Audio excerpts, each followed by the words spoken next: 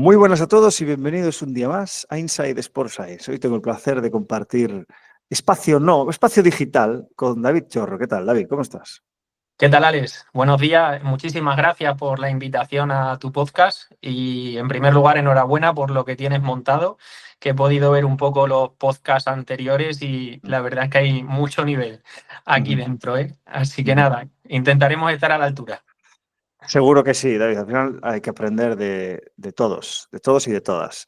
David es doctor en Ciencias del Deporte, es preparador físico de fútbol profesional, con más de 10 años de experiencia en clubes, pues Real Madrid, Atlético de Madrid. Ha estado en Bolivia también, o sea que esa experiencia horizontal de diversas culturas nos va a resultar muy interesante. También es profesor en la Universidad Europea de Madrid y es el fundador del sistema de entrenamiento Train Elite para entrenar de forma personalizada a futbolistas. Un perfil, pues también emprendedor, docente, mundo amateur, mundo profesional. ¿Por dónde empezamos? David, cuéntame un poco cómo ha sido esa trayectoria en pocas palabras desde que pues, saliste de la facultad y todos esos pequeños pasos que has dado, porque a la gente que te está escuchando, que es así más joven y quizás pues acaba de terminar o está en el último curso, lo ve muy lejos. Entonces, ¿cómo es esa hoja de ruta de todo lo que has hecho hasta el momento en el que estás ahora?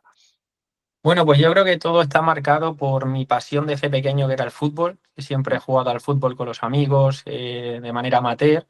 Y cuando estás en la carrera, pues bueno, vas buscando tu salida profesional que más te gusta. En ese momento era pues la preparación física en el fútbol. Jamás pensé yo que estando en la carrera iba a estar trabajando en el primer equipo del Madrid, obviamente. Pero bueno, te vas buscando ahí un poco la manera de abrirte mundo o abrirte una parte en este mundo de la preparación física en el fútbol. Y eso fue lo que estuve haciendo, pues, desde que salí de la carrera hasta prácticamente el año pasado. Pues siempre intentando trabajar con algún equipo de fútbol. Sí es verdad que de cada vez es más complicado el aguantar en un equipo de fútbol, en un proyecto, bastante tiempo. Entonces, pues los compañeros o los que nos dedicamos a esta profesión, pues sabemos de ello. Y también me ha gustado la parte del emprendimiento y siempre había querido tener pues algo que fuera propio, que fuera compatible con el fútbol profesional y de esa manera, pues bueno, digamos, nunca quedarte sin nada, nunca estar 3 meses sin hacer nada, y cuando no estaba en un equipo profesional, pues lo podía compatibilizar con esa parte más del emprendimiento que, bueno, pues nos permite ayudar a muchos futbolistas del mundo en sus entrenamientos personalizados, ¿no? Menudo valiente, ¿eh? Ser emprendedor en este Y país. dedicarte a la preparación física en el fútbol, ¿no? Ya, ya. Vamos con esto que has comentado. ¿Cómo lo haces? O sea, ¿cómo? Porque el entrenamiento presencial no tiene nada que ver con un entrenamiento online y nunca se va a parecer, porque al final los ojos, las manos, el saber hacer, el saber enseñar, el saber comunicar de un preparador físico presencial es muy difícil, por no decir imposible, de que se asemeje a un entrenamiento online. Pero aún así, o sea, explícanos un poco cuál es el sistema, cómo haces la monitorización del jugador. Explícanos. Pues totalmente de acuerdo a lo que has dicho, Alex. De hecho, esto es un símil a, por ejemplo, trabajar la fuerza con muchos medios, un gimnasio todo completo, o Claro. trabajar la fuerza con 4 gomas y 2 pesas. Va a ser muy diferente, pero lo importante es que de una manera o de otra se haga. Esto va con el objetivo de ayudar a futbolistas que no trabajan gimnasio o que en el gimnasio cuando van hacen culturismo. Entonces, de no hacer nada a tener un plan de entrenamiento personalizado en su teléfono móvil que le viene a través de una valoración que han hecho previa, con un cuestionario, con una grabación en vídeos, pues pasan de no tener nada a tener muchísimo. Obviamente nunca van a llegar a tener un entrenador personal presencial, pero ya te digo, de no tener nada a tener eso, a ellos les ayuda muchísimo y ese es nuestro objetivo. Ujú. ¿Y esto qué es? ¿En clubes que no tienen preparador físico o es que el preparador físico no da abasto para poder hacer un planteamiento personalizado con los jugadores que entiendo? Yo viniendo de básquet ya con 12 me parece imposible, pero claro, con 25 ya ni te cuento. O sea, que es por esta necesidad del jugador de buscar fuera lo que no tiene dentro. Claro, va con el objetivo del jugador, de ayudar al jugador de manera individual, aquel jugador que lo necesita. Ese jugador que pues solamente dispone de 2 horas a la semana de entrenamiento con su equipo, porque Vale. son las 2 horas que tienen campo de fútbol y no tienen gimnasio, y el preparador físico de su equipo pues cobra muy poco y se tiene que dedicar a otras cosas y no tiene tiempo para hacer un plan de entrenamiento individualizado a cada uno de los jugadores, que todos los que hemos estado en el fútbol base sabemos de lo que estoy hablando, pues a ese futbolista es al que intentamos ayudar con un plan personalizado para que haga, pues bien, antes de las sesiones con su equipo, después de las sesiones con su equipo o en un rato que tienen libre por la tarde. ¿Crees que, es que claro, he podido visitar incluso algunos clubes y algunas academias de cómo trabajan, y claro, es Disneyland.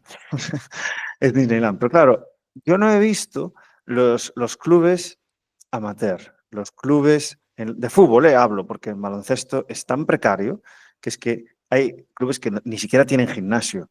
No es que no tengan preparador físico, es que no tienen ni gimnasio.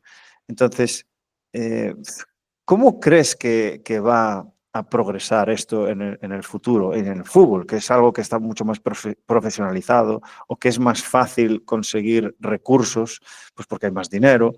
¿Cómo crees que debería hacer el preparador físico amateur para tener un approach de, mira, voy a estar aquí 2, 3 años, voy a intentar no crear un área de rendimiento, pero sí que el club se quede con algo mejor cuando me vaya? ¿Sabes? Ese es el objetivo, ¿no? Que cuando nos vayamos, oye, que se ha notado que ha pasado un profesional por aquí. Claro, totalmente. Yo siempre digo que el ser humano, la persona, cada uno de nosotros, podemos esperar a que cambie el entorno para cambiar nosotros o cambiar nosotros para que cambie el entorno. Y pongo un ejemplo. Llego a un club amateur, donde pues no se invierte dinero en lo que es la cantera y solamente se invierte dinero en el primer equipo. Y sabemos de lo que estamos hablando porque pasa en muchos incluso profesionales, y el preparador físico de la cantera pues puede pensar, bueno, pues yo hasta que no se me pague más o no se invierta más o no me den más medios, no voy a trabajar mejor. Esa es una forma de verla totalmente respetable. También está la otra de decir, bueno, no tengo un gimnasio, pues voy a utilizar 4 gomas, 2 TRX y 3 mancuernas.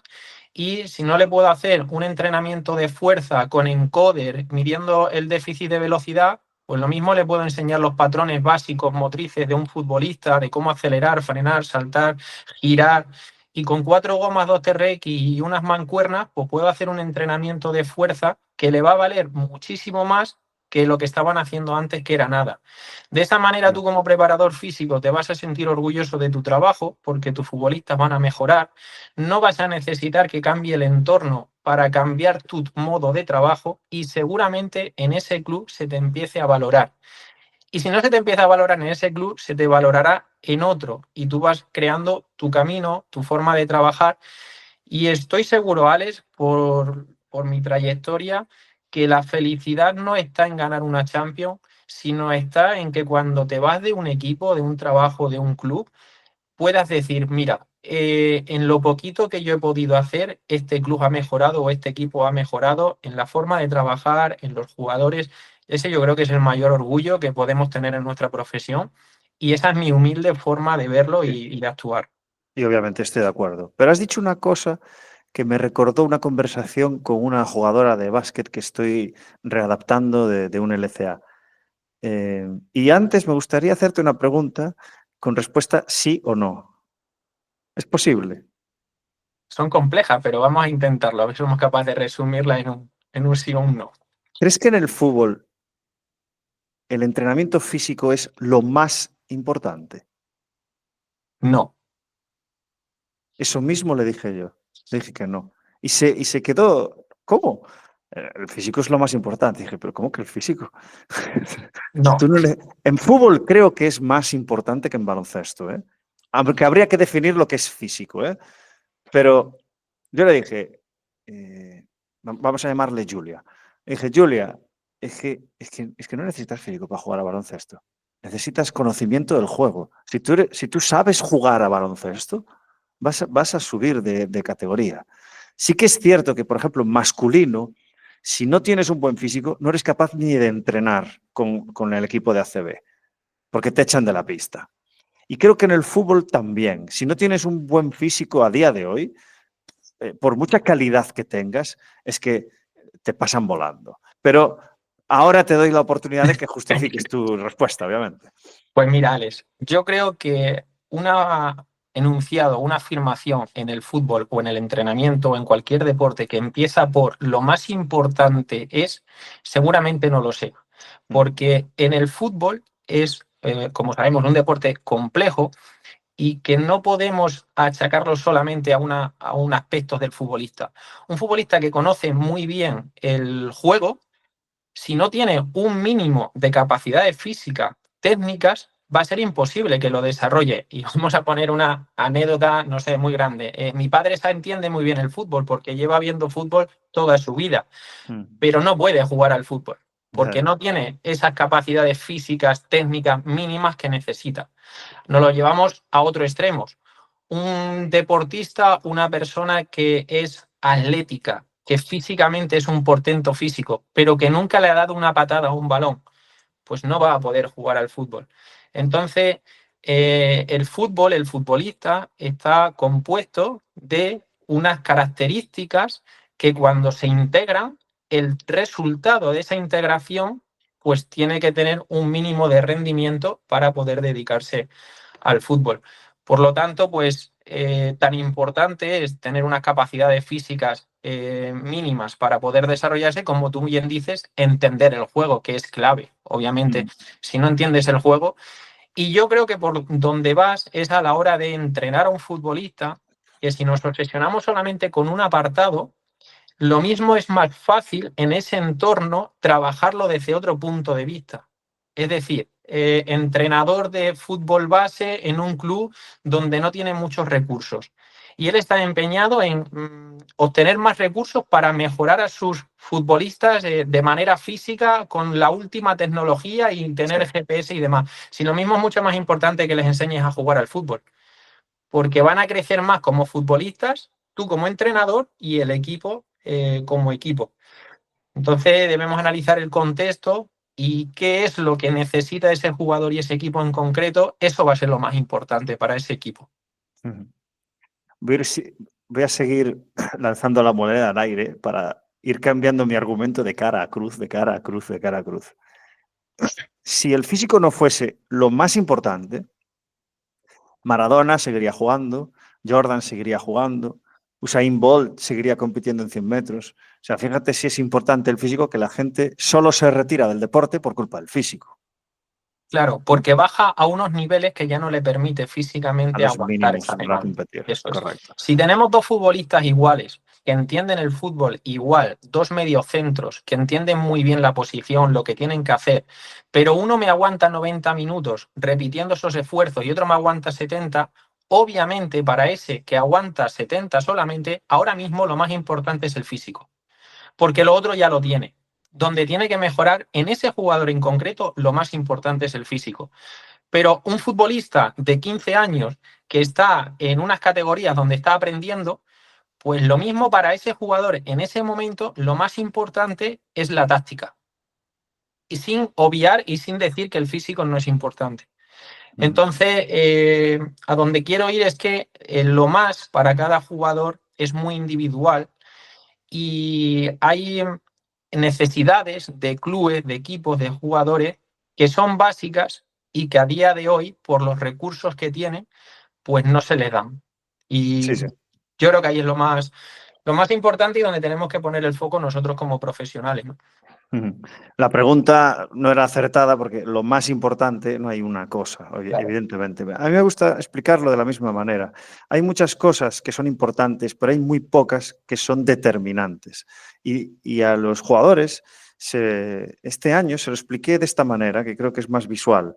Les dije, fijaros si es importante estos tres pilares, que yo no estoy con vosotros, pero es que la semana tiene 170 y pico horas, que es que tú te puedes morir por no beber, te puedes morir por no dormir y te puedes morir por no comer. O sea, fijaros si estos 3 pilares son importantes, que te mueres si no los cubres con unos mínimos, lógicamente. Entonces, tenéis que darle la importancia que tiene, tener unos mínimos. No estoy hablando de ir al 1% para poder ser un jugador de élite, que ni siquiera en élite se hace así, porque lo sé, porque ya me lo han contado. Entonces, hay que ver cuáles son, creo que la pregunta correcta es, ¿cuáles son las cosas más determinantes? Y las cosas más determinantes para mí son las verdades absolutas. Hay 3, mira, esto lo aprendí del físico Neil deGrasse, y explicaba que hay 3 tipos de verdades. Hay la verdad personal, que es la verdad que te ha funcionado a ti, es la verdad que está sesgada por tu contexto, por tu conocimiento, por las cosas que están relacionadas, pues por las vivencias que has tenido tú. Entonces son verdades para ti y te lo crees. Ya, pero es que igual no funciona con otra persona. ¿Sabes? La segunda verdad es la política, que esta es la más peligrosa porque se convierte en verdad porque se repite muchas veces. Pero eso no es una verdad objetiva. La verdad objetiva es que funciona con todo el mundo y en todas partes. No importa si fue hace 500 años, después de 500 años, a ti, conmigo, en Estados Unidos o en China. Va a funcionar siempre. 9,81. Entonces, hay que encontrar, que para mí son los principios del entrenamiento. Los principios del entrenamiento van a funcionar sí o sí. Entonces, mucho cuidado con lo que digo siempre, ser lo último que aprendes, porque eso que aprendes puede que sea un trazo de un cuadro súper complejo. Pero ¿dónde están los pilares básicos? ¿Dónde están las verdades objetivas? Porque eso es lo que va a funcionar, eso es lo que es medible, eso es lo que es repetible y lo que te va a funcionar. O sea, que guíate por eso. Y esto, ahora que tengo un centro de entrenamiento en Girona, en la entrevista lo tengo como protocolizado. Le digo al cliente cuando entra por la puerta, oye, pero aquí, ¿qué hacéis? CrossFit. Oye, pero aquí esto parece que, bueno, ¿qué vamos a hacer aquí? Ya mira, yo no hago servicios, yo no hago actividades. Yo lo que hago son principios del entrenamiento. Y si cumplimos con esto y me haces caso, vas a conseguir tu objetivo. Seguro. Lo que no sé es cuándo y cuánto te vas a sacrificar. Pero es que es algo que da igual lo que yo piense y da igual la creencia que tú tengas. Va a funcionar. Entonces, hostia, como se lo digo con esa contundencia, porque es una verdad absoluta y objetiva, pues, hostia, cambia un poco el flow de la conversación con la gente que va un poco a mirar a ver qué pasa. ¿Sabes? Y creo que si lo enseñamos así, primero, nos quitamos nosotros de los sesgos que tenemos, porque yo tengo sesgos personales por las cosas que me han funcionado y las cosas que quizás no me han funcionado pues porque el contexto no acompañaba. Pero en otro contexto sí me funciona. Yo he cometido ese error. La verdad política no muchas veces, pero sí que intento guiarme por los básicos, lo que conocemos todo el mundo, que al final no le damos tanta importancia porque no es tan sexy. ¿Sabes? Totalmente de acuerdo, Alex. Y la hoja de ruta nunca la puedes obviar. Tú tienes una hoja de ruta que son los principios de entrenamiento que debemos tener todos los preparadores físicos y luego sobre esa hoja de ruta pues voy a ver en qué contexto estoy y qué es lo que le mejora a este jugador en concreto de mi hoja de ruta. Que no voy a hacer lo mismo con todos los futbolistas en todos los contextos, incluso un año tras otro, obviamente. Pero no me puedo tampoco ir de hoy hago una cosa, mañana hago otra cosa totalmente diferente y luego me voy a otro contexto y hago otra totalmente diferente porque voy a perder el control y ya no voy a saber ni lo que estoy haciendo. Y hay otra cosa que me ha encantado que has dicho, que es muchas veces obviamos las cosas básicas por ser demasiado básicas y son las que han funcionado siempre. No hay que buscar la diferencia para ser, no es que yo hago algo diferente y especial y único, pues si haces algo tan diferente a lo que se ha venido haciendo siempre, que ha funcionado, ojo. Sí, yo he cometido ese error también, ¿eh? O sea, lo he cometido. Pero bueno, ahora intento fiarme más de lo que sé que va a funcionar, ¿sabes? Porque lo he aprendido, porque lo he probado. Y no es una verdad personal, ¿eh? Y luego Porque hay se ha otra demostrado cosa. conciencia. Dime. Totalmente. Hay una cosa también muy importante que es cuando tú haces lo básico, el futbolista lo entiende muy bien y lo hace muy bien.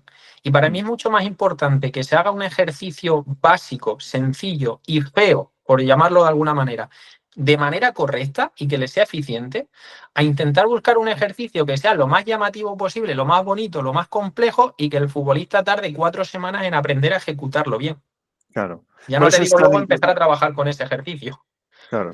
Ese error yo lo cometí también hace tiempo, porque quieres contentar quieres agradar al jugador y si a un jugador no le gusta pues hacer sentadilla, press banca, dominadas, hip thrust y estas cosas, pues le pones ejercicios que tengan más correspondencia dinámica porque crees que así se cree que está entrenando mejor. Ya, pero es que si tú mides, o sea, tomas las variables pues, necesarias para poder demostrar una mejora y se lo enseñas, ya está. Es que no tienes que hacer nada más, no tienes que hacer el ejercicio circense, todo lo que ya sabemos, ¿eh?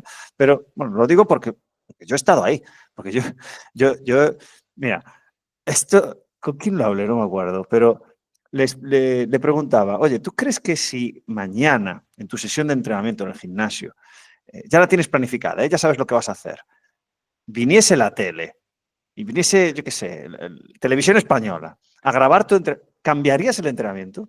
Todos lo cambiaríamos. Lo cambiaríamos para hacer algo más sexy, algo más llamativo, algo que piense la gente, ¡guau! ¡Qué creativo! ¿No? ¡Qué original! Pues otros no lo cambiarían. Y esto te lo digo porque se lo he preguntado. No, yo no lo cambiaría, porque creo tanto en que esto funciona, no, perdón, porque sé que esto funciona, no lo creo, no es una creencia mía, que ¿para qué lo voy a cambiar? Bueno, pues otros en su momento lo hubiésemos cambiado. De hecho, cuando a ti te encanta el entrenamiento, yo, por ejemplo, valoro tanto una sentadilla bipodal en una multipower como el ejercicio más complejo que puede ser saltar un cajón, caer y saltar una valla y recepcionar a un pie en un sitio. Es decir, que Ya. no tiene que ser ni un circo, ni tiene que ser bonito visual para una persona que no entiende de entrenamiento, sino que lo que tiene que ser es eficiente y que consiga los resultados que tú quieres con ese jugador en ese momento.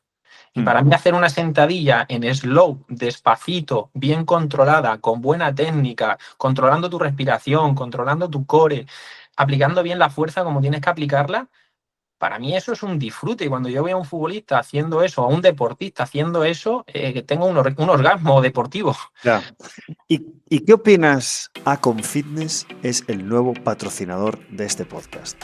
Si estás montando tu propio box, estudio o centro de entrenamiento, en Acon Fitness te ayudan desde montar el primer diseño del plano hasta el último disco que entra en tu centro. Racks, poleas, jaulas, mancuernas, todo de buena calidad profesional. Así que entra en aconfitness.com y equipa tu centro como se merece. Me estás estimulando un montón, ¿eh? El podcast yo a ti, Alex. Es que es todo tan difícil y tan complejo. Mira, te lo voy a poner, luego te voy a hacer la contrarrespuesta con una analogía muy buena que aprendí de un matemático. Pero mi pregunta es, el Velocity Based Training, ¿no? El control de la velocidad con el encoder. ¿Hasta qué punto crees que es importante ser súper preciso con esto? Ya Esa me sea con el encanta. porcentaje de pérdida de velocidad, ¿cuál es qué es lo determinante de ser muy preciso con esta tecnología? Eso me encanta, esa pregunta, porque en muchas formaciones que damos hay compañeros que están en contextos que no tienen ese recurso y dicen, ya, pero es que yo eso no lo tengo y no lo puedo hacer. Todos los que hemos entrenado y todos los que entrenamos y nos pasamos horas en el gimnasio, notamos la pérdida de velocidad en cualquier ejercicio que hacemos. Y tú tienes a nivel de sensación cuando estás aplicando potencia y cuando estás haciendo ya una fuerza slow o casi isométrica. Tú sabes en qué momento pierdes esa velocidad. Vamos al contexto. Estoy trabajando con un deportista de élite profesional que cada detalle marca la diferencia, que tengo todos los recursos que tenga. Ahí sí, voy a ser muy exigente con esa pérdida de velocidad y lo voy a medir de manera muy objetiva y voy a analizar los datos a todo el detalle que pueda.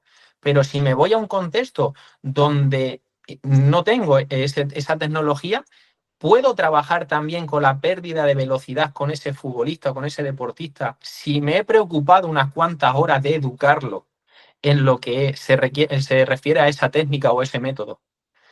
Entonces, no nos tenemos que ir tanto es que en el paper aparece que si cuando bajan de este tanto por ciento de pérdida de velocidad tengo que estar pendiente y demás, lo puedo traducir y llevarlo de alguna manera al contexto mío real y hacerlo de la manera que sea, pero por lo menos hacerlo.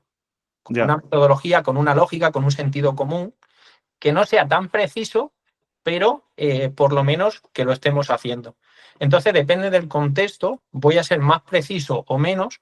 Lo más importante es de no hacer nada o de hacer poco pase a hacer más de lo que estaba haciendo.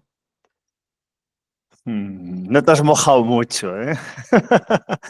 Me ha gustado mucho tu respuesta, pero has tocado las dos caras de la moneda. O sea, al final, mira, en un entorno élite que tienes a disposición no solo tecnología, sino recursos, que tú tienes un ratio de 1:3 y que tú puedes hacer con esa sentadilla lo que quieras con ese encoder.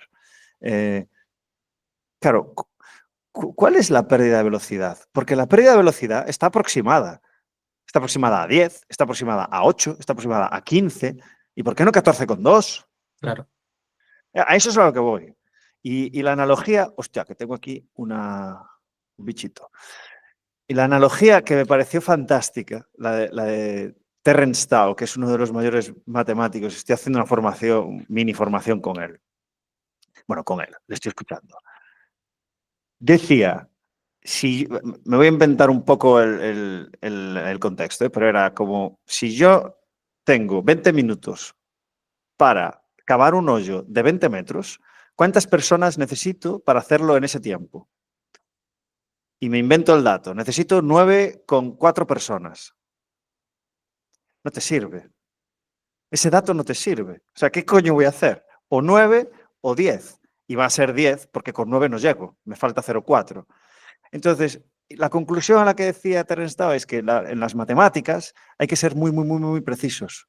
Pero en la realidad, una respuesta aproximada ya es útil. Y eso es lo que estamos haciendo. Nos creemos que estamos siendo precisos con esa pérdida del 10%. Y no es 10%, es 9,8 o es 9,4. Estás aproximando. Entonces no estás siendo preciso. Habría que definir qué es ser preciso. Entonces creo que nos volvemos locos con... ¿Estás midiendo los segmentos de la persona? Su longitud del fémur, porque las pérdidas de velocidad van en función a intersujeto, intrasujeto, por culpa del ejercicio también. Porque no es lo mismo la pérdida de velocidad del press banca que de la sentadilla. Entonces, creo que es bueno en ciencia ser precisos porque las matemáticas así lo necesitan y para poder conseguir esas verdades absolutas, pero creo que las respuestas aproximadas, como dice Terence Tao en la realidad, es lo que hay que hacer a nivel pragmático con los deportistas. Eso es lo que pienso yo. Totalmente de acuerdo, Alex. Y si te parece, vamos a hacer un símil o vamos a llevarlo a otro contexto que es lo mismo que me estás comentando y que seguramente muchos preparadores físicos que nos están escuchando se van a sentir reflejados. ¿Cuánto va a durar el ejercicio de 4 contra 4 más 2 comodines? 4 minutos, 3 minutos, 3 series de 3 minutos. Y si llega el entrenador y te dice, esta serie me está gustando mucho, vamos a alargar para 1 minuto. No, es que en el paper pone que son series de 3 minutos. Ya, esto pasa muy a menudo, ¿eh?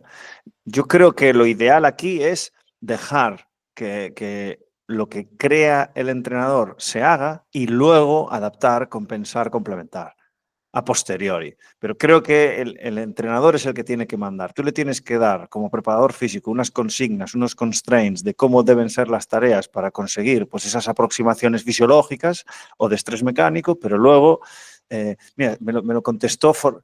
Esto te lo dije antes de la entrevista, que cualquier cosa que me digas me va a parecer una respuesta. Diego Forlán me lo dijo. Cuando estaban practicando los saques de falta, decía, quieto, quieto, pero no nos vamos de aquí, no, saques de córner creo que eran, que no nos vamos de aquí hasta que esto salga.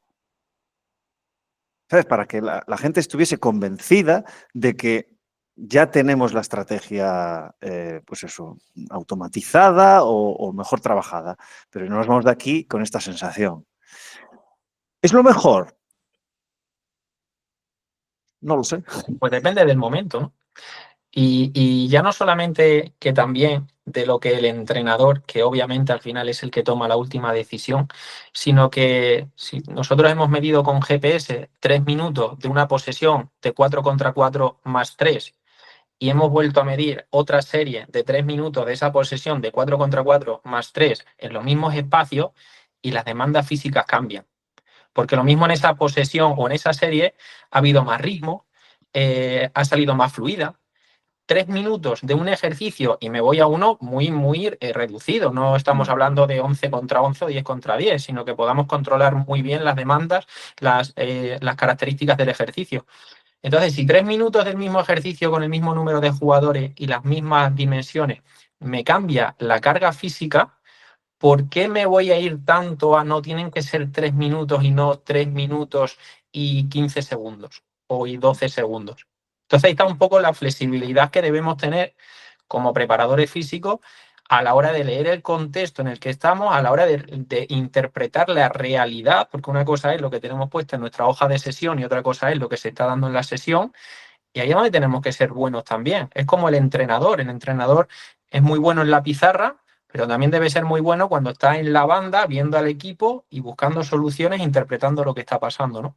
Pues nosotros en la preparación física creo que es un rol muy importante a la hora de ejecutar el entrenamiento, no solamente de explicar las tareas bien, de que sean dinámicas, de que todo vaya fluido y de perder el mínimo tiempo posible entre una tarea y otra, sino también a la hora de interpretar qué está pasando y tomar esa decisión de decir 15 segundos más, 20 segundos más, un minuto más, o cortar el entrenamiento que pensábamos que iba a ser a 5 minutos porque el ritmo es muy alto y a los 4 minutos 15 segundos ya ha bajado un poco el ritmo y digo, mira, Sí. voy a cortarlo aquí.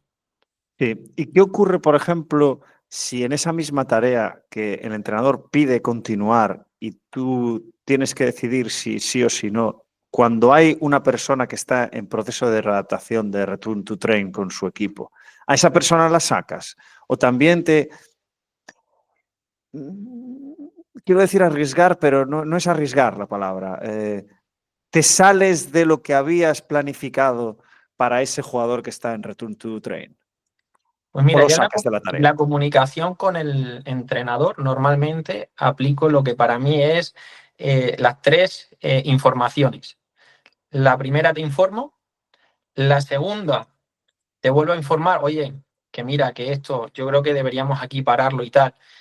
Y si insiste, al final el que manda es el entrenador. Yo eso lo tengo claro.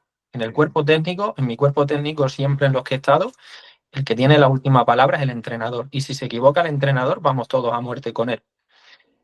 Antes de eso, obviamente, yo como preparador físico y especialista del área le he tenido que informar. Y le he tenido que informar de manera objetiva, no porque a mí me parezca que, sino que si puedo informarlo con datos, muchísimo mejor. También depende del contexto en el que esté. Si no tengo datos, pues tendrá que ser pues, de manera subjetiva. Pero le informas una vez, le informas una segunda vez y si la tercera vez te dice, mira, ya lo sé, pero quiero tomar esta decisión, pues al final el que manda es el entrenador, obviamente. Formulé mal la pregunta, ¿eh? Si el entrenador confía en ti y se hace lo que tú le sacas de la tarea. Yo siempre intento ir hacia por debajo que por encima. Vale. Yo intento siempre quedarme un poquito por debajo que no pasarme. Porque el quedarte un poco por debajo no hay problema. Si tardamos 2 días en readaptarte o si en lugar de ganar este pico de velocidad ganas este poquito menos, bueno, no hay problema. El problema es cuando nos pasamos y ahora nos tiramos 3 semanas con ese jugador parado. Sí. Entiendo. De hecho, una ponencia con un compañero de la preparación física que decía, el jugador queremos siempre llevarlo a su pico óptimo de rendimiento, cuando lo ideal, desde mi humilde opinión, era tenerlo un poquito más por debajo, pero mantenerlo en el tiempo. No buscarle ese pico de rendimiento máximo, porque cuanto mayor sea el pico de rendimiento, más fácil es de que tenga una lesión a posteriori, sino intentar quedarnos un poquito por debajo y mantenerlo en el tiempo. Pues esto es un poco aplicable también a ese jugador que tenemos en readaptación que lo queremos sacar ya, o ese entrenamiento de fuerza que queremos meter un estímulo de carga. Para mí es donde haya dudas, mejor quedarse un poquito por debajo.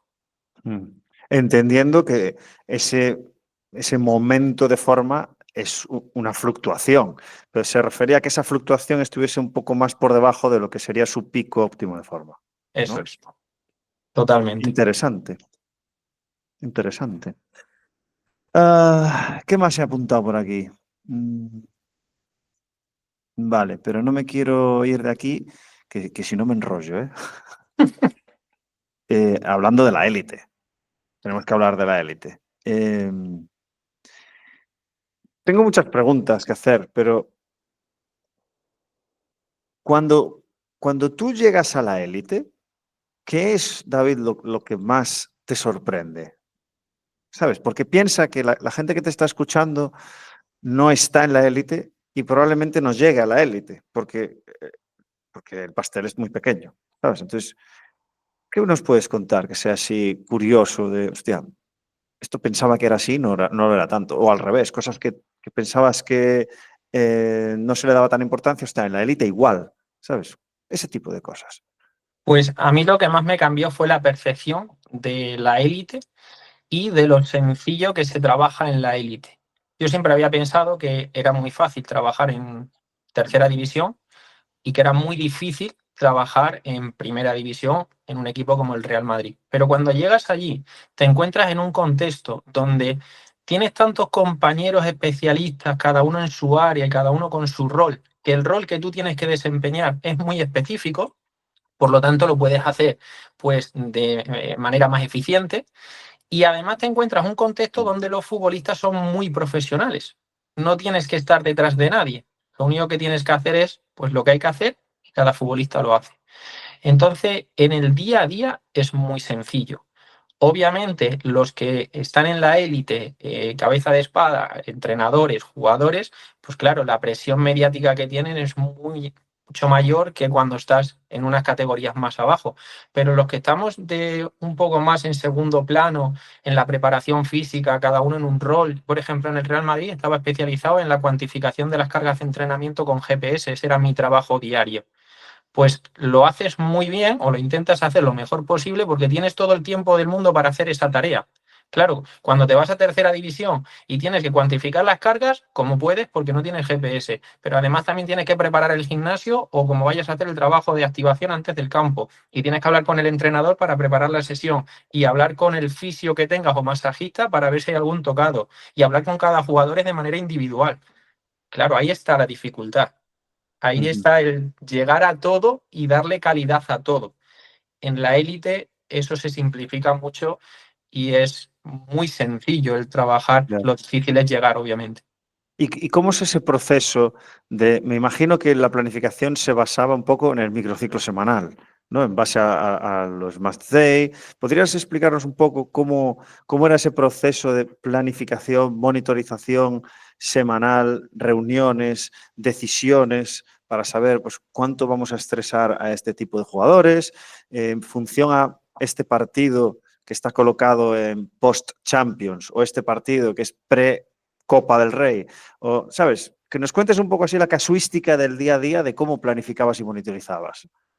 Pues ahí es muy diferente de un equipo que juega dos competiciones semanales a un equipo que juega una competición. Un equipo que juega dos competiciones semanales, pues trabajamos mucho con los grupos virtuales. Todos los entrenamientos son en grupos virtuales y los grupos virtuales me refiero a esos grupos que haces en el entrenamiento en función de lo que han hecho esos jugadores previamente en los días anteriores. Si han jugado más minutos o menos minutos de competición, si vienen de hacer un tipo de entrenamiento u otro, pues esa sesión que quizás un ejercicio o dos es común para todos, aunque incluso en ese ejercicio cada uno tenga unos roles diferentes en función de su situación, individualizarlo lo máximo posible, pues una o dos tareas son comunes para todos y luego las otras tareas son individuales por grupos. Imaginemos que tenemos un partido el domingo de liga y jugamos un partido de Champions el jueves. El lunes va a ser el entrenamiento diferente en función de si han jugado más de 60-65 minutos o menos, de si vienen también con una carga de jugar todos los partidos o no. Haces dos grupos virtuales, más luego pues hay algún tocado o alguien que necesite recuperar un poco más. Ese es el día más uno. Luego tienes el día más dos, que obviamente ahí no puede dar descanso porque tenemos competición el jueves. Ese es un día más dos para los que vienen de un entrenamiento de recuperación y para los que vienen de un entrenamiento complementario. Para el que viene de recuperación es un día más 2. Para el que viene de un entrenamiento complementario compensatorio ya es un día menos 2 de cara al partido, porque ese jugador está recuperado. Y de los jugadores que vienen de un día de recuperación, vamos a ver cada uno de ellos cómo está, porque seguramente hay alguno que haya recuperado más que otro. Y luego nos vamos al tercer día, que sería el día -1, que también tenemos que atender a esos 2 grupos virtuales que venimos haciendo durante esa semana y hacer un trabajo de -1, de activación de cara al partido siguiente, teniendo en cuenta que hay futbolistas que vienen de estar 2 días haciendo un trabajo pues un poquito más de recuperación, pero que para esos jugadores su día de entrenamiento, digamos, de carga para el partido del jueves ha sido el partido del domingo. Entonces eso es quizás a nivel de planificación lo más importante, y ahora solamente te he estado hablando de la parte condicional, de la parte física. Luego está la parte de modelo de juego, porque claro, el jueves van a jugar un partido contra un equipo que tiene un modelo de juego que puede ser muy diferente al que nos hemos encontrado el domingo anterior y que lo hemos tenido que trabajar. Entonces, ¿en una tarea de recuperación se puede trabajar modelo de juego? Pues claro que sí. Y ahora me voy al fútbol amateur. Intento, porque al final, a mí, aunque como preparador físico me guste la élite, entiendo que la mayoría del fútbol es amateur y ahí es donde más pues, nos tenemos que ir, obviamente, ¿no? El fútbol amateur, cuando tienes un entrenamiento que entrenas el lunes y el jueves y compites el domingo y dices tú, ostras, pero es que yo en el microciclo estructurado me han enseñado que el -4 y el -3 son los días de carga y yo solamente tengo el lunes y el jueves. ¿Dónde aplico la carga? ¿Solo el jueves? Pues lo mismo el lunes, con todo el equipo puedes hacer tareas que las demandas físicas no sean muy altas, pero que estés trabajando en modelo de juego. Entonces, eso es lo bonito, yo creo, de nuestra profesión, ¿no? El arte de, bueno, tenemos unos principios, tenemos unas bases, pero sobre eso vamos a intentar adaptarlas a cada contexto en el que nos encontramos, ¿no? Hay una cosa también que aprendí este verano en el Congreso. Vino Lucas Vilar y nos explicó un poco. Luca es un preparador físico que está en los Charlotte Hornets de la NBA y nos explicaba un poco la comunidad de preparadores, bueno, allí se llaman athletic trainer, que hay, y strength and conditioning, que es que cuando tú viajas, tú sabes que vas a tener un gimnasio a disposición y que vas a tener los medios. En el fútbol pasa, o sea, si vosotros vais a jugar yo qué sé, a Rusia, claro, tú tienes la certeza de que cuando vayas allí vas a tener a disposición un gimnasio, por ejemplo. Claro, pues eso depende de dónde estés. Si tú estás en un equipo de primera división, Sí, hablo de... pues Sí, claro, claro, sí. tú puedes pedir pues, lo que tú necesitas, pero incluso cuando he estado, por ejemplo, en segunda división y nos hemos desplazado a otras ciudades, pues tú puedes pedir lo que tú necesitas en el hotel para trabajar de El hotel, vale. una No es manera u algo que otra. esté institucionalizado. Claro, o incluso en los estadios, hay estadios que te dejan entrenar después del partido y hay otros estadios que no. Y hay estadios donde, pues, digamos, el encargado del campo, pues es un poco más Vale. permisible y te deja entrenar con balón, otros lo tienes que medio convencer de alguna manera para que deje por lo menos correr o hacer algo, aunque sea sin balón. Y eso, pues, es el día a día que un poco te lo tienes que ir buscando en cada momento, ¿no? Tía, hubo una anécdota muy buena, un vídeo que se hizo viral de Giannis Antetokounmpo cuando está en los Bucks, que creo que fue un partido de playoff que perdieron contra los Sixers y había fallado un montón de tiros libres. ¿Viste ese vídeo? Que le pusieron la escalera para intentar evitar que estuviese tirando tiros libres y se fuese para casa, porque era una serie de playoff y porque Giannis iba a volver a jugar contra ellos. Entonces no querían que entrenase sus tiros libres. Y la gente de allí del pabellón le puso la escalera justo debajo y Giannis fue allí, la tiró al suelo y se hizo viral el vídeo, ¿no? Bueno, Hostia, pues no sabía que esto era tan a común. nosotros nos pasó, y ahora contándome ello, me ha recordado una anécdota, nos pasó en Bolivia, que fuimos a jugar a una ciudad contra un equipo y ese equipo llevaba sin perder varias jornadas. Y llegamos nosotros y ganamos Uy. 0-1 allí. Mm. Y teníamos que hacer un entrenamiento después del partido, y eso estaba ya previsto, ganáramos o perdiéramos, porque luego teníamos que viajar y no podíamos al día siguiente entrenar. Entonces Mm. íbamos a hacer un trabajo compensatorio y de esa manera al día siguiente dábamos libre a todo el equipo. Claro, si después de haber ganado allí 0-1, encima como ganamos, que si hubo allí, que si el gol sí, que si no y demás, Vale. claro, nos pusimos a hacer el entrenamiento y tuvimos que pararlo.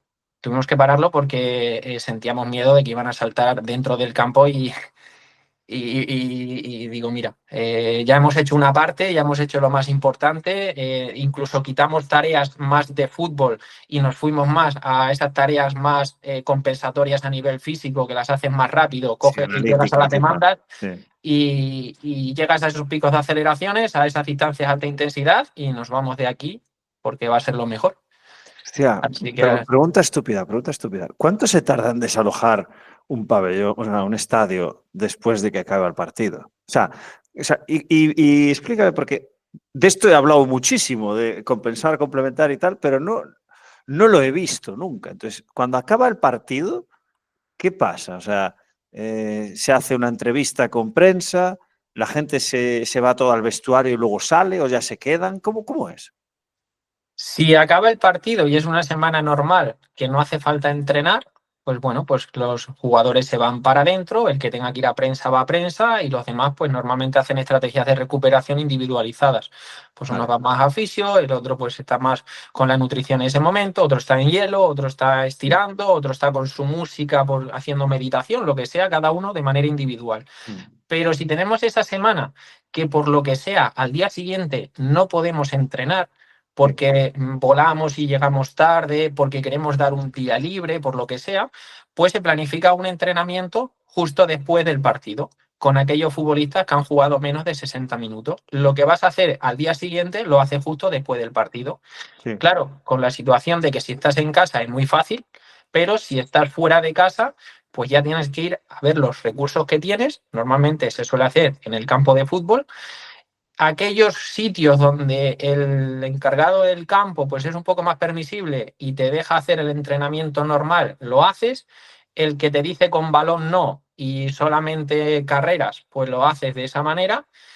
Y luego también depende mucho del contexto de si has ganado o has perdido, porque lo mismo si pierdes, ese club te deja entrenar ahí, pero si ganas, pues lo mismo te dice que aquí no vas a entrenar.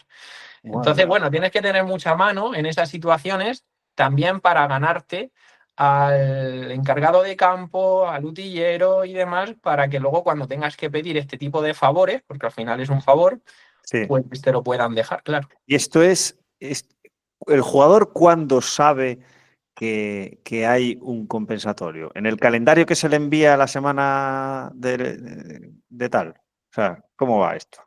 A mí me gusta informar al jugador, o nos gusta, mejor dicho, informar al jugador lo antes posible. Si nosotros sabemos que vamos a dar un día libre, que el jugador lo sepa. Al final son personas y lo más importante es tratarlos como personas porque también tienen vida fuera, obviamente, de la profesión. Entonces, si hay un compensatorio, si hay un entrenamiento después del partido, a mí me gusta decirlo lo antes posible y nunca lo digo justo después del partido, porque en esas Ya. situaciones hay, claro, tú piensas que el compensatorio lo vas a hacer con los jugadores que menos han jugado o con los que están desconvocados en la grada. Ese jugador a nivel emocional no está en las mejores situaciones para decir, pues ahora voy a hacer un entrenamiento. Claro que ahí también se ve la profesionalidad del jugador y en el contexto en el que estás. Jugadores profesionales es mucho más sencillo ese entrenamiento que Sí. futbolistas que no son profesionales y que no vienen con esa educación. Ujú. Entonces, depende del contexto, pues claro, tú te tienes que manejar. Al final siempre hemos hablado que el preparador físico o la persona que trabaja con personas no solamente tiene que tener conocimientos de su área y su especialidad, que sino tiene que tener unas habilidades básicas de relacionarse con las personas, pues para que puedas manejar este tipo de situaciones. Porque si Ujú. no, el mejor preparador físico que tenga un entrenamiento súper preciso en función de la carga, si no maneja estas habilidades sociales, pues se va a quedar sin hacer el entrenamiento. Ya. En la NBA, los jugadores de desarrollo que saben que no van a jugar, que están desconvocados, están en el banquillo, no en la grada, entrenan antes del partido. Esto en fútbol no se hace, Sí, no es cultural. ¿Ah, sí? sí, el jugador que está desconvocado, si es un partido en casa que lo desconvoca el mismo día del partido, pues ese mismo momento se va a entrenar. Vale. Y a mí ahí me gusta, depende también del jugador, pero dejarlo un poco solo. Jugador profesional, sabe lo que tiene que hacer, emocionalmente quizás no está en el mejor momento, le gusta en ese momento estar solo, bueno, pues se va a entrenar ahí. Si viajamos y tenemos que hacer la convocatoria el día anterior al partido, pues en ese momento, cuando se ha acabado el entrenamiento -1 y se da la convocatoria, aquellos jugadores que están desconvocados, sí me quedo con ellos haciendo ese entrenamiento en el gimnasio. Vale. Vale. Apunté antes una cosa que no tiene nada que ver con lo que estábamos hablando, pero te la quería preguntar. Tú tienes a un chaval de 14 años que tú ves pues, que está en un equipo de pueblo y que, bueno, me imagino que si este tío es talentoso ya la habrán llamado de otro club, pero bueno, Ya me está en el refiero. puerto. Sí, es que en fútbol no tengo nombres para poner ejemplos, pero en baloncesto hay un montón bueno, un montón. Hay muchos jugadores que no van a llegar nunca a la selección española, pero que están en la ACB y van a hacer carrera y se van a ganar una pasta. Y esa gente no estuvo en las selecciones inferiores de la selección. O sea, estaban under the radar. Vale, pues tú a un futbolista joven que tiene talento, pero no lo suficiente como para ir a los clubes tops, ¿qué le dirías que tiene que hacer sí o sí para poder llegar a la élite? ¿Qué vasos tiene que cubrir? ¿Qué vasos tiene que llenar? Pues mira, Alex, lo más importante en ese futbolista es atender a lo que depende de él. El talento con el que viene innato, eso no va a depender de él. Eso o lo tienes o no lo tienes, o tienes el tanto por ciento que tienes de talento. Pero lo que sí vas a tener es el trabajo, es la disciplina. Y con eso se llega. Jugadores talentosos que han llegado a la élite, pues habrá unos cuantos. Pero jugadores que no son tan talentosos y a través del fútbol están viviendo, son muchos más. Porque hay muchos más equipos en categorías un poco por debajo de la élite que en la élite. Entonces hay más futbolistas que, pues por talento, lo mismo no están en el Real Madrid o en el Barcelona, pero sí están equipos de segunda división ganando un pastizal y viviendo muy bien a través de ¿Cuánto su se cobra? trabajo. ¿Cuánto se cobra en segunda división? Un jugador, yo qué sé, normalito, ¿sabes? Algo que tú puedas anclar a un chaval de 15 años. Oye, mira, es que este tío, te puedes asemejar a él, no es muy talentoso y está ganando una pasta. ¿Cuánto gana esta persona? Es que no tengo ni idea, ¿eh? Hombre, pues más que tú y yo, y que yo, Ale, seguro. Sí, coño, ya, pero para No, no. ganar, o sea, para vivir de eso toda su vida. Sí, sí, pues, si nos vamos a un sueldo de 2.000, 3.000 euros que puede ganar una persona en España teniendo un buen trabajo, pues muy por encima de eso, obviamente. Entonces, pero incluso en primera No, no, es red, que es, ¿sabes? Que no hace falta ir a la segunda división, que en primera red, David, en Leboro, la segunda división, hay gente que no llega a 1.000 euros al mes. ya. Por eso te hago la pregunta, ¿sabes? No, en Porque, baloncesto o fútbol femenino, por ejemplo, es diferente. Pero en fútbol masculino, primera red, ya eres profesional total. Segunda red, eres semiprofesional. Depende de quién sea y en el club en el que estés, pues ganarás un poco más o ganarás un poco menos. Pero pero primera red, dame números, David. Es que no tengo ni ahí idea. tampoco te sé decir porque yo Cientos de miles. tendría que buscarlo, Alex, te soy sincero. Ahí sí que no es que Vale, vale, no vale. quiera Vale, vale. contestarte porque, como ves, te contesto de lo que sé y de lo que he vivido, ¿no? Pero ahí sí que no lo sé, pero vamos, que eso lo puedes mirar en internet porque está el sueldo mínimo básico, mínimo de cada Ah, jugador en cada categoría. vale, vale, Entonces, si tú vale. pones en internet el sueldo mínimo de un jugador en segunda división, sabes que todos lo puedes ir buscando, sabes que todos Lo voy van a a buscar ganar ahora de mismo. ahí para arriba. Luego ya depende de dónde estés. Sueldo mínimo, segunda división, fútbol. Tal. Y mientras lo buscas, pues lo más importante es Ah, eso. no está, ya No te lo tienes digo ahí, ahora ¿no? mismo. El salario mínimo actual, 24-25, son 95.000 euros anuales, que me imagino que serán brutos. O sea, son 5.500 euros brutos al mes. Joder. Esto te retira. O sea, si haces, joder, si te retira. Sí. Con esto ya puedes invertir. Vale. Y Sí, luego de la te lo segunda, ¿qué facilita un viene? poco. Segunda división. ¿Y luego qué es? Primera ref. Y luego primera ref. En primera ref también va a haber mucha más diferencia, depende del club que sea, pero en primera ref también es profesional y puedes vivir del fútbol, obviamente. Aquí hemos bajado un poco, David. Pero ahí va a depender también del equipo, ¿no? Porque al final primera ref, pues sabemos que hay equipos históricos de segunda división y equipos de segunda ref que han subido a primera ref. Entonces Ya, claro. ahí hay mucha más variabilidad, ¿no? ¿Cuánto crees que es el mínimo en primera ref? En 24, segunda, 20, en 24, segunda, ¿cuánto has 25. dicho? Segunda son 95.000, el mínimo. 95.000. En primera ref, no sé, 40 y algo, 20.000, 20.000. el Claro, mínimo. es que ahí hay mucha diferencia entre clubes, claro. Es que si a un club de segunda red de siempre que ha subido a primera red le obligas a un mínimo de más, pues claro, Ya. complica ahí la situación. Pero bueno, que a lo que íbamos, Sí. que el futbolista que nos esté escuchando o el futbolista amateur o de cantera o de pueblo, que no solamente hay que aspirar ahí a jugar en el Real Madrid o en el Barcelona, que con trabajo se llega. Mira, nosotros tuvimos un caso y yo las anécdotas que son buenas, pues esas sí las cuento y no tengo problema en decir el nombre, encima me llevo muy bien con él. Jaime Mata, yo lo tuve en el Valladolid, y Jaime Mata en el Valladolid ese año estaba negado, era del año que no le salía, y me decía, joder, es que no me sale, es que por más que lo intento, es que el gol, es que estoy negado. Ese jugador siguió trabajando, nunca jamás nos puso un pero de cuando había que hacer un compensatorio, de cuando había que hacer una carrera más, de cuando había que hacer un entrenamiento porque no estabas convocado. Nunca, siempre trabajando con una buena cara. Al final la vida te devuelve eso que tú le das. Y ese jugador al año siguiente fue uno de los más importantes en el ascenso del Valladolid a Primera División y de ahí luego se vino al Getafe, creo, lo llamó a la selección española y pasó de un año en el cual estaba negado a estar representando a su país en la selección española. ¿A través de qué? ¿Del talento? No, porque ese año no tuvo más talento que el anterior. Lo que tuvo es trabajo, y hay momentos que con ese trabajo la vida te lo devuelve y hay otros momentos que, oye, por más que trabajes, pues no tienes esa pizca de suerte que necesitas en ese momento, ¿no? Pero lo más importante es el trabajo y la constancia. Y yo se lo he visto también en futbolistas profesionales, jugadores del Real Madrid. Incluso me llamó la atención de ganar una Copa del Rey y al día siguiente es que ni celebrarla, de decir, no, aquí ya a trabajar que tenemos que ir a por la Champions. Que yo decía, pero tómate por lo menos un respiro de celebrar algo. No, es que esa gente disfruta del proceso. Esto es Claro. como cuando te pones en trail y una carrera de 100 kilómetros y ves a un tío disfrutando en el kilómetro 95 porque está sufriendo y disfruta eso.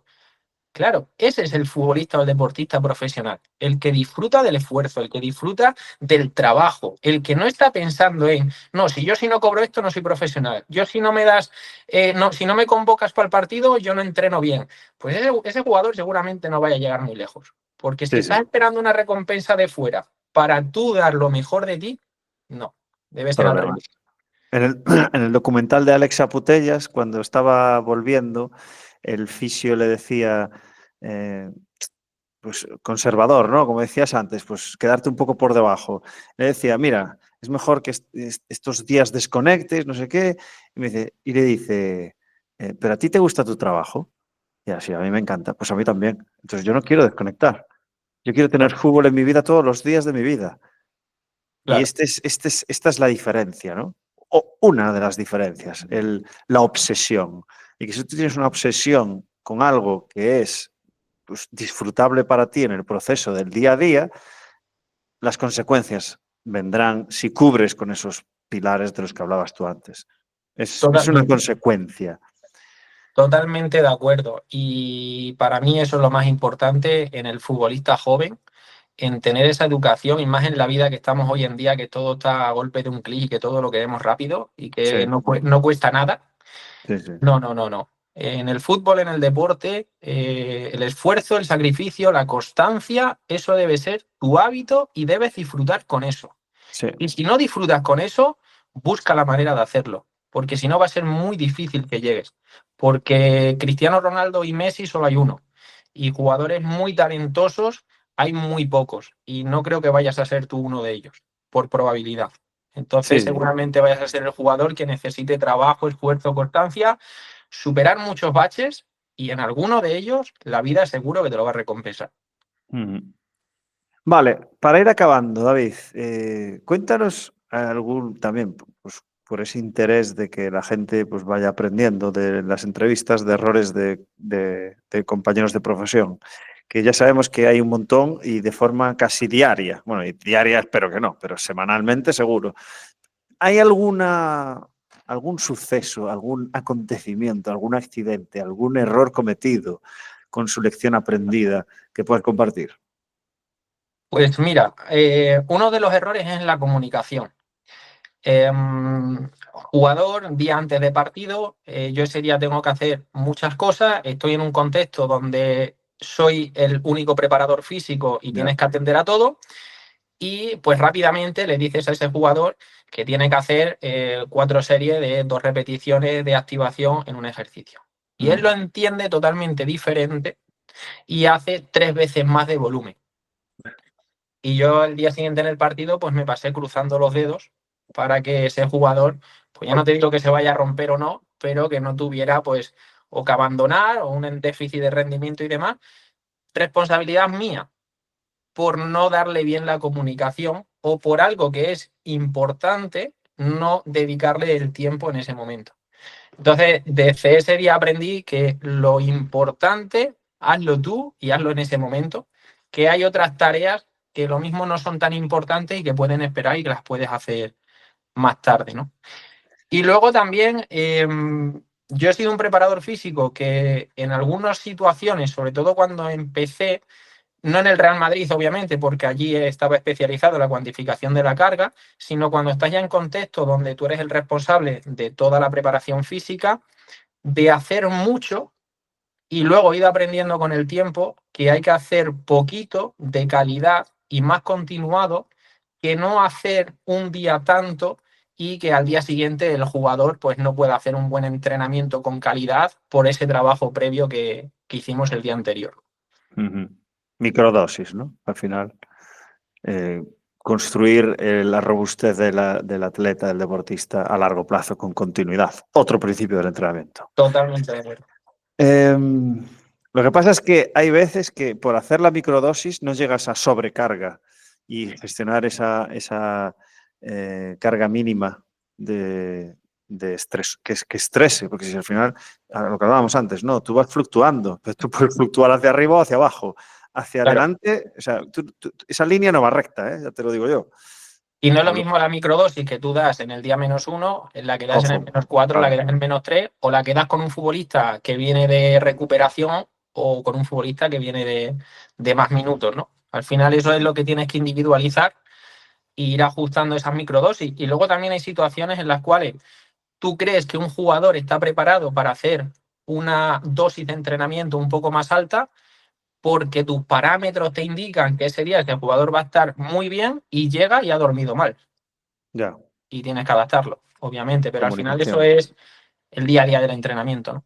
Una cosa que también he visto que es muy común a todos los preparadores físicos es denominador común presentarse en la sala de entrenamiento y explicar la sesión hablando a todo el grupo. ¿Tú crees que lo podemos hacer de otra manera? ¿Que se puede enseñar de otra forma?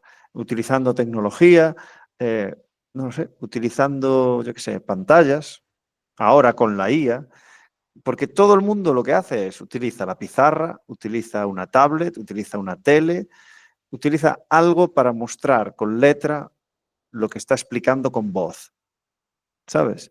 Y al final, si queremos mejorar la comunicación, claro, tú explicas 8 postas y el jugador a la tercera se ha olvidado lo que tenía que hacer en la primera. Y esto lo he visto en muchas y profesionales, que lo explican de la misma manera. ¿Cómo lo explicabas tú y cómo crees que deberíamos mejorar la comunicación ahí? A mí me gusta explicarlo el entrenamiento de fuerza con el ejemplo. Yo mismo haciendo el ejercicio y explicándole en qué tiene que atender ese futbolista, ese jugador, a la hora de hacer ese ejercicio. Luego también hay situaciones. Si tú vas a hacer, por ejemplo, el día +1, un circuito complementario para todos los jugadores que han jugado más minutos y haces un trabajo de fuerza de tren superior similar para todos, pues si ya vienes trabajando con esos ejercicios, puedes poner una hoja en el gimnasio, ellos ven la hoja y rápidamente le dicen, mira, estos 5, 6, 7 ejercicios de esta manera y lo haces más rápido. Entonces al final un poco depende del contexto y lo que necesites. Pero yo si es un ejercicio o nuevo que vamos a hacer o que necesito que lo entiendan muy bien, me gusta explicárselo a la vez que me ven a mí haciéndolo y atendiendo sobre todo a lo más importante de ese ejercicio, de lo que tienen que tener en cuenta. Yo creo que aquí la introducción de la IA creo que puede solucionar muchas cosas. No sé cómo a nivel práctico, pero creo que le queda poco, ¿eh? Le queda poco para que los clubes de primera división estén utilizando IA en el gimnasio. Pues mira, nosotros lo utilizamos con futbolistas ahora que no son de mi equipo, que son jugadores individuales que llevamos con el teléfono móvil. Ellos tienen su sesión de preactivación porque no lo hacen con su equipo y lo tienen en su móvil a través de vídeos. Entonces ellos, en lugar de llegar a su club y irse al vestuario y estar ahí esperando a que empiece el entrenamiento, pues se van a una zona donde tengan habilitada, pues lo mismo con 2 gomas y 3 cosillas que se llevan ellos de material, y a través del móvil, viendo los vídeos, hacen esa sesión de preactivación que tienen que hacer para el entrenamiento. Claro, pero Entonces, esto, o sea, ¿dónde está la IA en este eso proceso? Eso más que la IA es utilizar un recurso en un equipo en el cual, pues imagino, como preparador físico, mañana tienes una sesión de preactivación con tus futbolistas y cada uno en su teléfono tiene sus tareas individuales que tiene que hacer antes de entrar con la sesión con el grupo. Pues podría ser una manera de mejorar esa comunicación, quizás, que cada jugador tuviera en vídeo lo que tiene que hacer de manera individualizada. Que luego incluso se me ocurre que puede estar en la plataforma o en la app del entrenador llevado a la medición del rendimiento físico o de los datos condicionales anteriores y con eso pues decir, mira, este jugador mañana va a hacer más un trabajo de recuperación, este trabajo mañana va a hacer más de activación, eso tenerlo en el móvil y que el jugador al día siguiente ya sepa lo que tiene que hacer. Eso ya se puede hacer. No sé si hay alguna interfaz que lo muestre, pero eso ya se puede hacer, seguro. Sí, esto hay equipos. El otro día estuve hablando con un jugador que está en la MLS y allí en algunos clubes ya lo hace. El preparador físico con el móvil, desde su casa el día anterior, planifica todo lo que tiene que hacer de manera individual cada jugador al día siguiente y el jugador cuando llega al entrenamiento al día siguiente, que los hay que llegan antes, que llegan después, pues ya tienen en su teléfono todos los ejercicios que tienen que hacer de manera individualizada en función de lo que ha tenido ese jugador los días anteriores.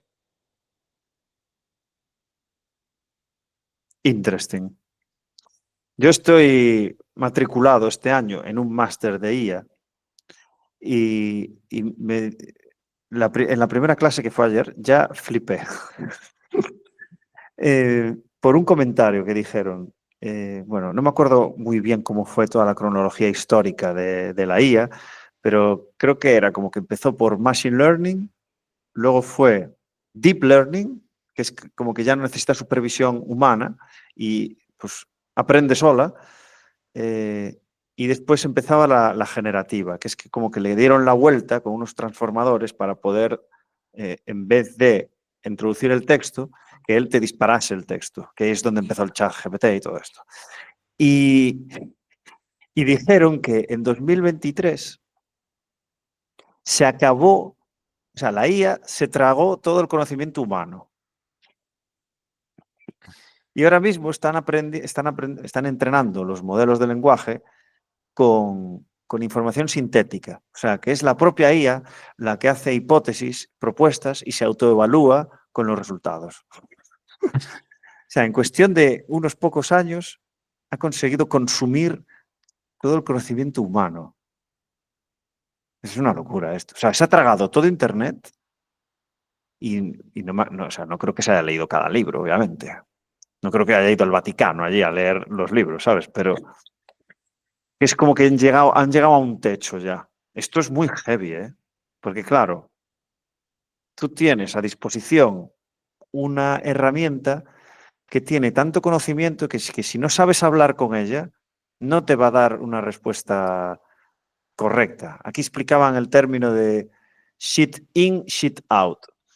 Y es totalmente cierto. O sea, yo uso ChatGPT a diario, pero es que a diario. No sé cuántas veces entro, pero es que hay tantas cosas que me es útil que dije, me hago un máster. Me hago un máster porque es que lo uso tanto que es que necesito usarlo bien. Y hay un montón de automatizaciones que, o sea, la gente no usa bien ChatGPT.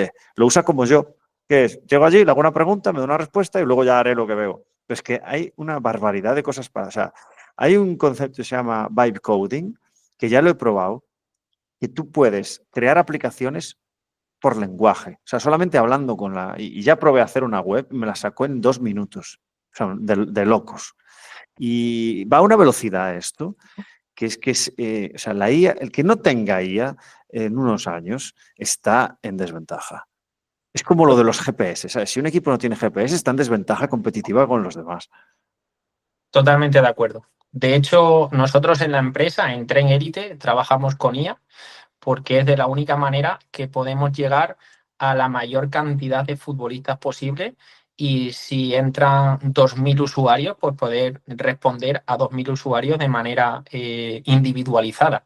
Y nosotros la IA lo que nos ayuda es a interpretar el cuestionario de cada jugador, a interpretar los vídeos de cada jugador y a darnos un informe de lo que necesita ese jugador.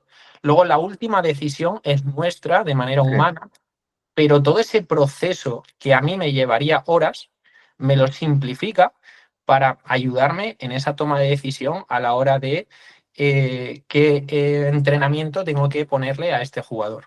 Entonces, lo de la IA, obviamente, hoy es, como tú dices, el que no trabaje con IA, pues es como el que tienes GPS y no lo quieres utilizar. Y solamente tenemos lo que nos han dado a día de hoy, que Ya, ya. seguramente a día de hoy se sepa muchísimo más que saldrá a la luz pues dentro de unos meses o dentro de un año, pero esto va a avanzar tan rápido que va a ser difícil estar a la altura y utilizar todas las novedades que salen o que van a ir saliendo, obviamente. Sí, sí, sí. Por eso hay que formarse, obviamente. Muy Vale, bien. pues David, ha sido un placer. Las 2 en punto. ¡Fua! Lo he clavado, ¿eh? No era mi intención, pero lo he clavado. Eh, Ha sido un placer, David. Ha sido una entrevista muy fresca. Hemos hablado de muchas cosas, cosas nuevas. Y te agradezco un montón tu tiempo y tu disposición para hacer esta entrevista. Así que, como digo siempre, te deseo lo mejor en lo personal y en lo profesional también, obviamente, que seguro que sí. Así que, por favor, David, despide tú este episodio. Muchísimas gracias, Alex. Hay un término que es el estado de flow y la verdad es que me he sentido así, se me ha pasado volando la entrevista. Sí, Hemos intentado compartir mis vivencias para si hay alguien que nos haya escuchado y pueda utilizar algo de ello, pues encantadísimo. Y nada, animar a aquellos preparadores físicos que nos estén escuchando, que no han llegado todavía a la élite, que disfruten del proceso, que es lo más importante, que disfruten del día a día, del entrenamiento, de su equipo, que seguramente la vida le va a devolver eso que le dan y con trabajo y con esfuerzo, pues seguramente, no sé si van a llegar o no, pero van a disfrutar muchísimo de todo su proceso. Así que nada, muchísimas gracias por la invitación, Alex, y ha sido un auténtico placer estar aquí contigo hoy. el placer es mío. Cuídate mucho, David. Chao, chao. Igualmente, Alex.